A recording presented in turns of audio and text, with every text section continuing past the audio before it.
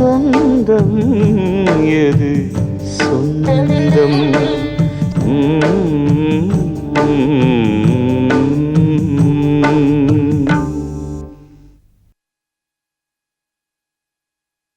அகிலாவை எப்போ அழிச்சுன்னு வர போறே? சம்பந்தி கேட்டாரு, ஒரு நல்ல நாள் பார்த்து அழைச்சிக்கிறேன்னு சொல்லிட்டு வந்திருக்கேன்.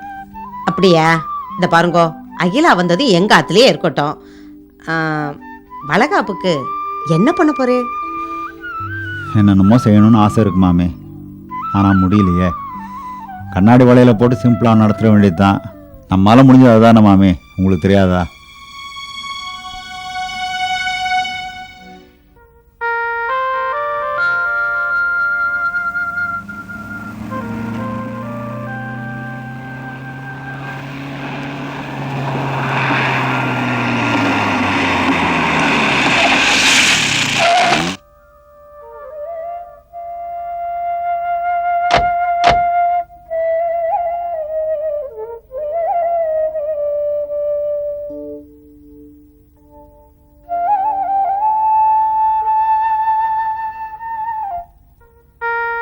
நாங்க சபிதாவோட பேரண்ட்ஸ்.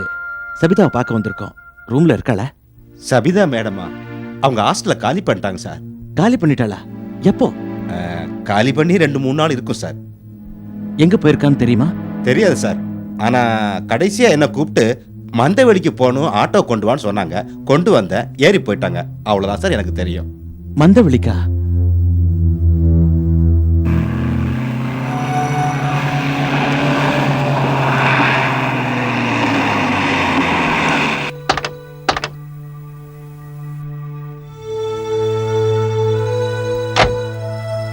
இத பாரு பானுமதி, நீ பாட்டுக்கு பொண்ணை காணமேங்கிற கவலையில உள்ள வந்து ஏதாவது உளறி வைக்காத. நான் ஏதாவது சொன்னா ஆமா ஆமான்னு மட்டும் தலையாட்டு. மீதி எல்லாம் நான் பாத்துக்கிறேன். இந்த விஷயத்த கொஞ்சம் அறிவுபூர்வமா தான் டீல் பண்ணணும். ஏதாவது பேசி காரியத்துக்கு எடுத்து வைக்காத. சரிங்க. வா போலாம்.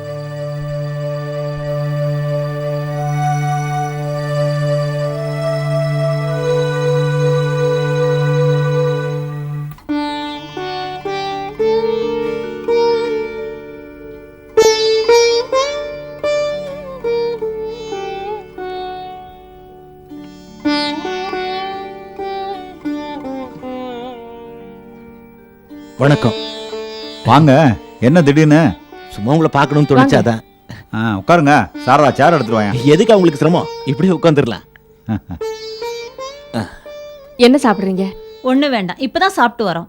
சபிதாவை பாத்தீங்களா? எப்படி இருக்கா? நல்லா இருக்கா? உங்க பொண்ணு பேர்லயும் தப்பு இல்லை, எங்க பையன் பேர்லயும் தப்பு இல்லை. விதி தான் அவங்கள பிரிச்சு வச்சிருக்கு. ஆமா சம்பந்தி, இப்ப கொஞ்ச நாளா என் பொண்ணு சபிதா மனசுல ஒரு மாறுதல் தெரியுது. அவ மறுபடியும் கார்த்திகோட சேர்ந்து வாழணும்னு ஆசைப்படுறா. எப்படியோ நம்ம பிள்ளைங்க நல்லா இருக்கணும் தான் நாம நினைக்கிறோம். உங்ககிட்ட பேசி ஒரு நல்ல முடிவு எடுப்போன்னு எங்க பொண்ணு சபிதா நம்பிக்கிட்டு இருந்தா. அதனால நாங்களும் அவங்க 2 பேரையும் சேர்த்து வைக்கலாம்னு முடிவு பண்ணிருக்கோம். உங்க முயற்சி வெற்றி அடைஞ்சா இந்த உலகத்துல அதிகமா சந்தோஷப்பட போறது நாங்க தான். உங்களுக்கே தெரியும், நாங்க ஏற்கனவே இதை பத்தி உங்ககிட்ட வந்து பேசியிருக்கோம். ஆமா சம்பந்தி, இந்த விஷயமா கார்த்திகை சந்திச்சு பேசி ஒரு முடிவு எடுக்கலான்னு இருக்கோம். கார்த்திக் எங்க இருக்காரு இப்ப? கார்த்திக் அர்ச்சனா வீட்டில் தான் இருக்கான். அர்ச்சனா வீட்டில் தான் தங்கியிருக்காரு. ஆமா, அர்ச்சனா இறந்து போன விஷயம் உங்களுக்கு தெரியும்ல? அர்ச்சனா இறந்துட்டாளா? எப்போ? எங்களுக்கு தெரியவே தெரியாதே. எப்படி அந்த சின்ன வயசுல அந்த பொண்ணு இறந்துச்சு? பிரெயின் டியூமர் வந்து இறந்து போச்சுங்க. அடப்பாவே. கார்த்திகை நாம எல்லாரும் வெறுத்தப்போ அர்ச்சனா தான் அவனுக்கு ஆதரவா இருந்தா. அதுக்கு நன்றி கடனா கார்த்திகை நாங்க அந்த குடும்பத்துக்கே தாரவாத்து கொடுத்துட்டோம். அர்ச்சனாவோட வயசான தாயாருக்கும் தங்கச்சிக்கும் கார்த்திக் தான் இப்போ கார்டியனா இருக்கான். அர்ச்சனா கதையை கேட்க பாவமா இருக்கு. ஆமா, நாங்க கார்த்திகை பார்த்து பேசுறோம். அந்த அட்ரஸ் கொஞ்சம் தரீங்களா? அது மந்தவெளியில வாவுசி தெருவில் 12 நம்பர் வீட்டில் இருக்கான். மந்தவெளியிலையா? சரி சம்பந்தி, நாங்க கிளம்புறோம். சரிங்க, வர்றோங்க. வரேங்க.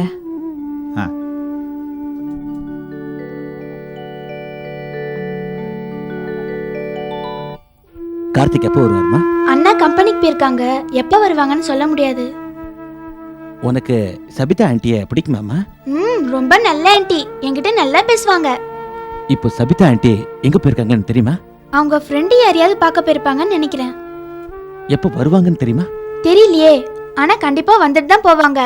ஏன்னா அவங்களோட பொட்டி இங்க தானே இருக்கு. ஓஹோ. சபிதாவை நீ எப்பமா கடைசியா பார்த்த? 2 நாளைக்கு முன்னாடி அண்ணாவோட பைக்ல போனாங்க. அப்பதான் நான் கடைசியா பார்த்தேன். பாத்தியா பானுமதி, நான் சொன்னது சரியா போச்சு. ஆமாங்க. சரிம்மா, நாங்க வரோம்.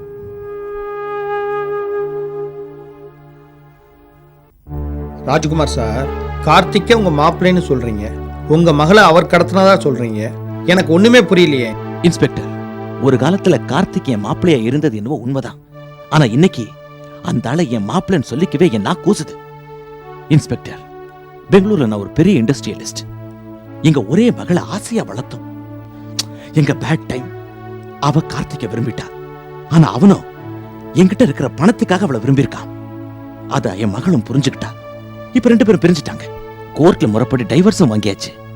அதுக்கப்புறம் என் சொத்தையெல்லாம் என் பொண்ணு பேருக்கு செட்டில் பண்ணி எழுதி வச்சுட்டேன். இதை எப்படியோ தெரிஞ்சுக்கிட்ட கார்த்திக் என் பொண்ணு மனசை மாத்தி அவளை எங்கேயோ கடத்திட்டு போயிருக்கா. எங்க பொண்ண அவ பேர்ல இருக்க சொத்துக்கு ஆசைப்பட்டு அவளை எங்க கொலை பண்ணிட போறானோன்னு எனக்கு பயமா இருக்கு சார்.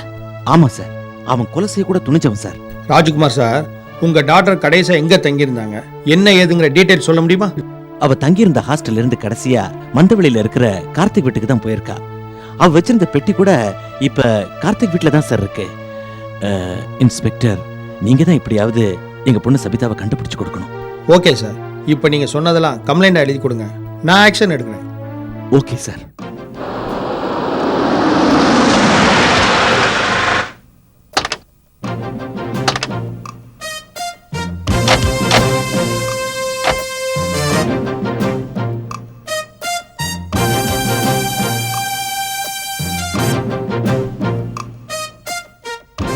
யோ, இங்க கார்த்திக்ங்கிறது யாரு?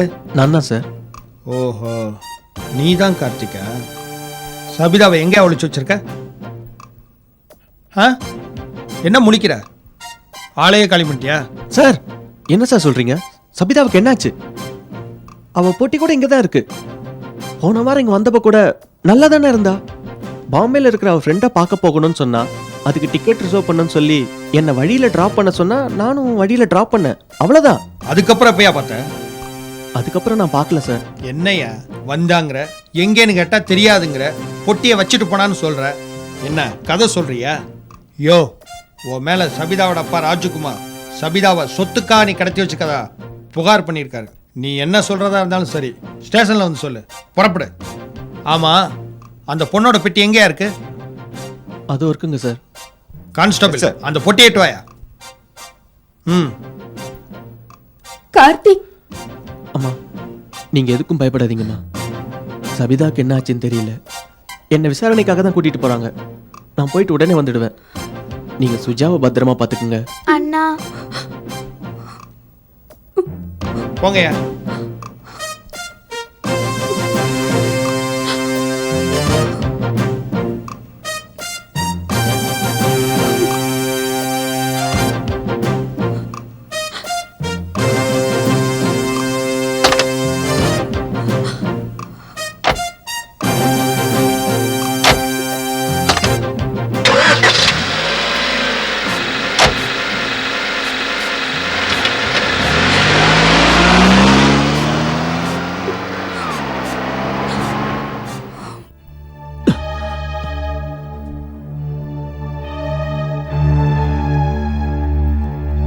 ராஜ்குமார் சார், நீங்க சொன்ன கார்த்திக் இவன் தானே? ஆமா இன்ஸ்பெக்டர், இதே பாவிதான்.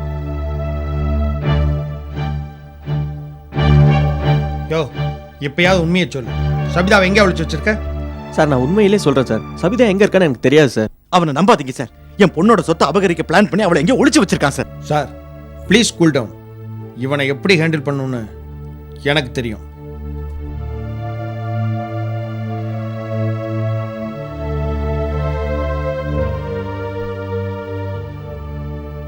நான் கேட்குற கேள்விக்கு ஒழுங்கா பதில் சொல்லு. விவகாரத்தை ஆனதுக்கு அப்புறம் சபிதா எதுக்குடா அவனை பார்க்க வந்தா? எனக்கு தெரியாது சார். தெரியாதுன்னா சபிதாவோட பெட்டி உங்ககிட்ட எப்படி வந்துச்சு? சார், அவ தான் சார் என்ன பார்க்க வந்தா. நீ ஏன் இங்க வந்த, பெங்களூர் போகலையான்னு கேட்டேன். அப்பதான் சார் அந்த பொட்டியை எடுத்துட்டு வந்தா. அதுக்கப்புறமா எனக்கு மனசு சரியில்லை, பாம்பேல இருக்கிற என் ஃப்ரெண்டு தெரசாவை பார்க்க போறேன்னு சொன்னா சார். இந்த பார், சொன்னதையே திரும்ப திரும்ப சொல்லாத.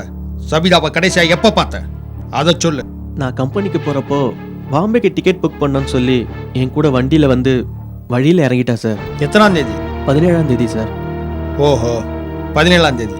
ம்,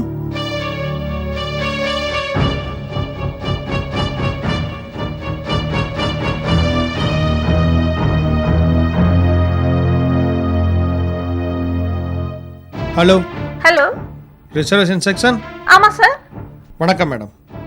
C3 போலீஸ் ஸ்டேஷன்லேருந்து இன்ஸ்பெக்டர் காளிதாஸ் பேசுகிறேன். சொல்லுங்க சார். இந்த 17ஆம் தேதி சபிதாங்கிற ஒரு பொண்ணு பாம்பேக்கு ரிசர்வேஷன் பண்ணியிருக்கான்னு கொஞ்சம் கம்ப்யூட்டரில் செக் பண்ணி சொல்ல முடியுமா? ப்ளீஸ் கொஞ்சம் வெயிட் பண்ணுங்க சார்.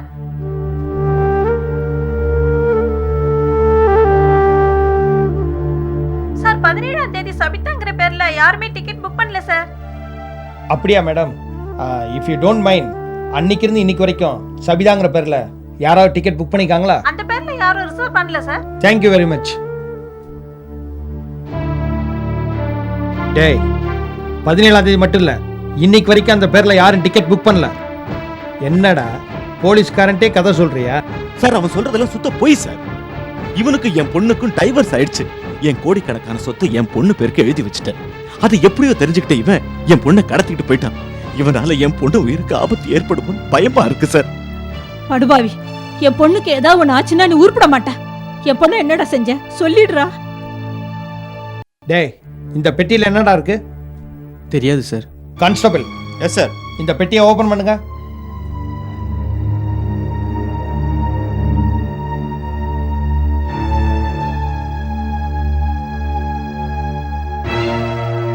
சார் இதுல ஒரு ஃபைலும் ஒரு பத்திரம் மட்டும் தான் சார் இருக்கு, பாருங்க சார்.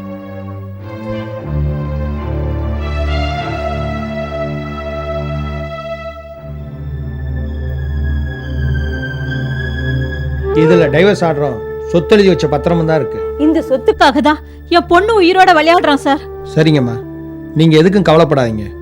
இந்த மாதிரி ஆளுகளை இப்படி கேட்டா பதில் வராது, கேட்குற விதமா கேட்க போறேன். சரிங்க சார், அம்மாவை அழைச்சிட்டு நீங்க கிளம்புங்க, மற்றதை நான் பார்த்துக்கிறேன். Okay inspector. வா பானுமதி.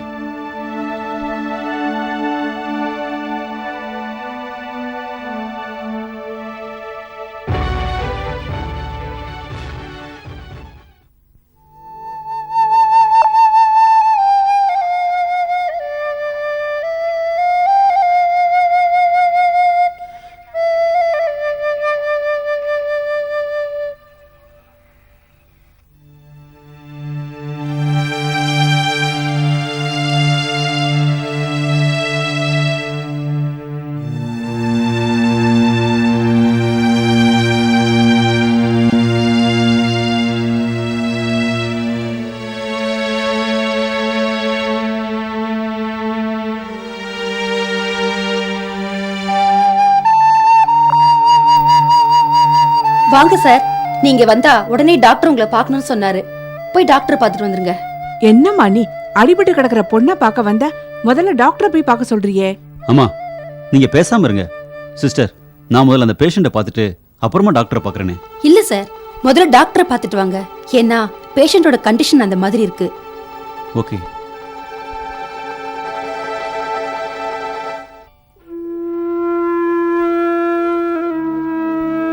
வணக்கம் டாக்டர். வணக்கம். ஓ வக்கீல் சாரா, வாங்க வாங்க. எங்களை பார்க்கணும்னு சொன்னீங்களா? சிஸ்டர் சொன்னாங்க. ஆமாம் சார். இவங்க என் அம்மா தான். வணக்கம்மா, உட்காருங்க. தேங்க்யூ. வக்கீல் சார், பேஷண்ட் யாரு என்னங்கிற விவரம் தெரிஞ்சுதா? ஒன்றும் தெரியல, பட் ப்ராப்பராக கம்ப்ளைண்ட் கொடுத்துருக்கேன். ஏன் டாக்டர், எனி ப்ராப்ளம்? பேஷண்ட் நல்லா குணமாயிட்டாங்க. இன்னைக்கு கூட அவங்கள வீட்டுக்கு அழைச்சிட்டு போகலாம். ஆனால் இந்த விபத்தில் ஏற்பட்ட ஷாக்கால அவங்களுக்கு தான் யாருங்கிறதே நினைவுக்கு வரல. இதை நாங்கள் அம்னிஷியான்னு சொல்லுவோம். அப்படியா? அம்னிஷியாவில் இருக்காங்க இப்போ? S mister Sivamani. அவங்களுக்கு அவங்களுடைய பழைய வாழ்க்கை, பழைய உறவுகள், பழைய சம்பவங்கள் எல்லாமே மறந்து போச்சு. இந்த மாதிரி திடீர் விபத்தில் மாற்றவங்களுக்கு இப்படி அம்னிஷியா வரத்துக்கு வாய்ப்பு இருக்கு. பட் ரொம்ப ரேராக தான் இந்த மாதிரி நடக்கும். மற்றபடி she is a very normal person. அவங்க வயசில் இருக்கிற சராசரி பொண்ணுங்களுக்கும் அவங்களுக்கும் எந்த வேறுபாடும் கிடையாது. இதை சொல்கிறதுக்கு தான் உங்களை வர சொன்னேன். டாக்டர், அவங்களுக்கு பழைய ஞாபகங்கள் வரலாம் இல்லையா? தாராளமாக வரலாம். 2 நாளில் வரலாம், 2 மாதத்தில் வரலாம், 2 வருஷத்துலையும் வரலாம். ஆனால் நீங்களாக எதையும் ஃபோர்ஸ் பண்ணக்கூடாது. அதை நினச்சிப்பாரு, இதை நினச்சிப்பாருன்னு அவங்கள கட்டாயப்படுத்தக்கூடாது. அவங்களுக்கு அவங்களுடைய பழைய நினைவுகள், தன்னால் இயற்கையாக வரணும், அதுதான் நல்லது. ஓகே டாக்டர், இப்போ நாங்கள் பேஷண்ட்டை பார்க்கலாம் இல்லையா? ஓ, தாராளமாக பார்க்கலாமே, வாங்க.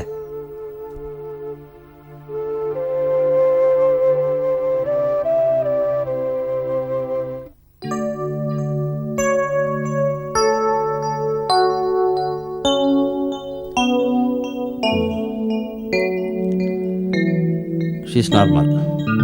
ஹலோ, எழுந்துருங்க, எழுந்துருமா.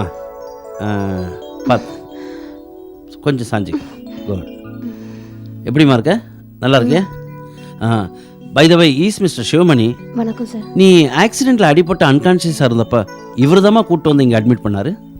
ரொம்ப தேங்க்ஸ். பரவாயில்லம்மா, இவங்க எங்கள் அம்மா. வணக்கம். ஓகே, நீங்கள் பேசிக்கிட்டு இருங்க, நான் ரவுண்ட்ஸ் போயிட்டு வரேன். டாக்டர்,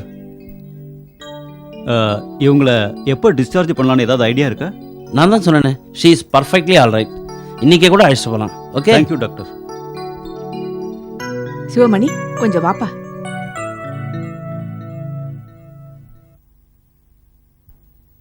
பாருப்பா, அந்த பொண்ணு யாரு என்னன்னு தெரியற வரைக்கும் நம்ம வீட்லயே இருக்கட்டும். என்னம்மா சொல்ற நீ? சின்ன பொண்ணா இருக்கா, அவ யாரு என்னன்னு கூட நமக்கு தெரியாது. அவளை எப்படிம்மா நம்ம வீட்டுக்கு அழைச்சிட்டு போறது? என்னப்பா, அவ யாரு என்னன்னு தெரிஞ்சா ஹாஸ்பிட்டல்ல சேர்த்திருக்கோம். ஏமா, அப்பா அவ இருந்த நிலைமை என்ன? அடிபட்டு பரிதாபமா கடந்தா. மனிதாபிமான முறையில கொண்டு வந்து சேர்த்தேன். இப்பதான் சரியாயிட்டால. ஏன்பா, அந்த பொண்ணை இங்கேயே விட்டுட்டு போயிடலான்னு சொல்றியா? அதுக்கு அவளை ரோட்லயே விட்டுருக்கலாமே. என்ன சிவமணி, ஒரு பொண்ணோட உயிரை காப்பாத்துறத விட அவளோட மானத்தை காப்பாத்துறதா முக்கியம்.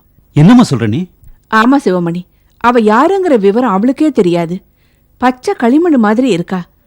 நல்லதோ கெட்டதோ ஆண்டவ மேல பாரத்தை போட்டுட்டு அந்த பொண்ணை நம்ம வீட்டுக்கே கூட்டிட்டு போயிடலாம். அவளுக்குன்னு சொந்த பந்தம் தேடிட்டு வர வரைக்கும் அந்த பொண்ணு நம்ம கூடவே இருக்கட்டுமே. சரிம்மா, நீ இவ்வளவு தூரம் சொல்லும்போது எனக்கும் அதுதான் சரின்னு தோணுது. டாக்டர் வந்ததும் அவர்கிட்ட சொல்லிட்டு நம்ம வீட்டுக்கு அழைச்சிட்டு போயிடலாம்.